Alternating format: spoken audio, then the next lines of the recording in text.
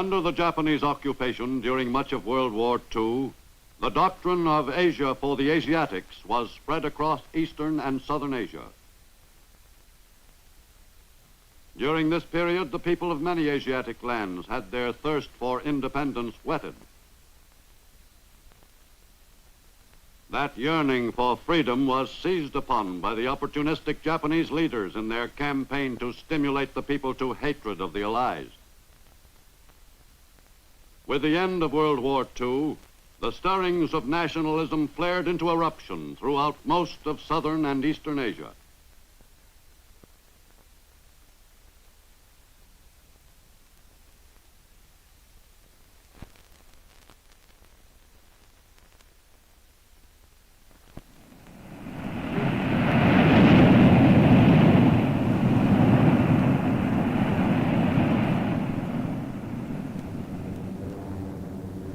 In the spring of 1945, American and Australian bombers opened up on Borneo, the largest island in the invaluable Dutch East Indies.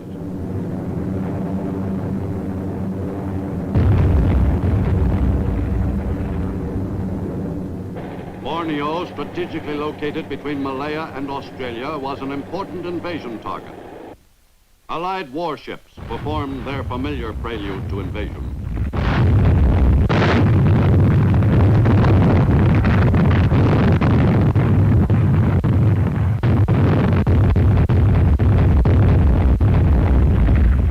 Australian soldiers went ashore at several points on the large island and drove inland against spirited resistance.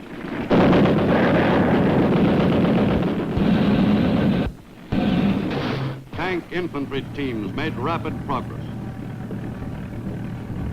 On June 10th, General MacArthur landed on Labuan Island off British North Borneo and congratulated the Australians on a job well done. Japanese domination over the peoples of Asia was nearing an end. With the end of World War II, the islands of the East Indies, which had been ruled by the Dutch before the war, became the new independent nation of Indonesia in the eyes of the people of those islands.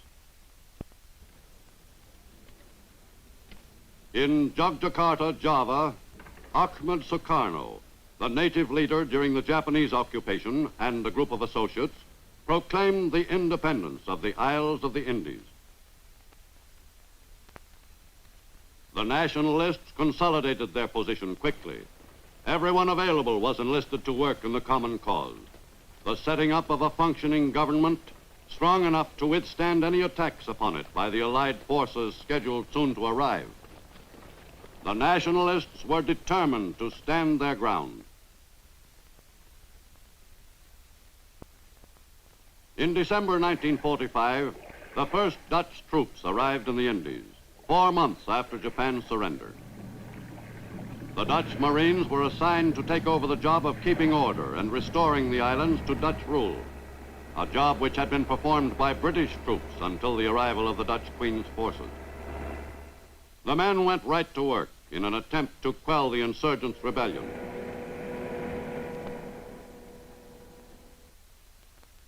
At Cirebon, on the island of Java, Dutch and Indonesian leaders effected a partial compromise of differences and a ceasefire in the Linggadjati Agreement. But that condition did not last long. Dutch troops moved into territory acknowledged to be Republican by the terms of the agreement.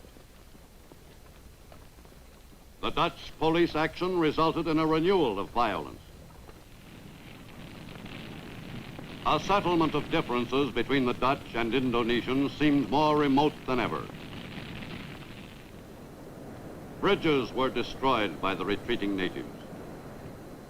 The Indonesians ravaged their own land rather than have it prove useful to the Dutch. In mid-1947, the United Nations attempted mediation. Australia's delegate, William Hodgson, called for an immediate cessation of hostilities and peaceful arbitration. But the issue was far from being settled.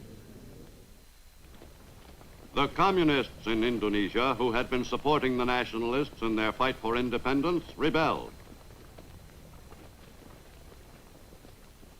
The Republican troops went to work quickly, rounding up every communist they could locate. The uprising was ineptly staged, and within a month it was decisively crushed by the Indonesian Republican forces. With its leaders either captured or killed, the communist force collapsed, and the threat to the success of the nationalist cause ended. In December 1949, the islands of the Indies officially became the Republic of the United States of Indonesia. Elected president by the 16 Negaras of the Federation of Indonesian States, Sukarno was sworn in a ceremony at Yogyakarta. The new ruler, who had collaborated with the Japanese, had been striving toward this day for some 30 years. Finally, after 4 years of fighting and negotiating, he and his people were officially recognized as an independent nation.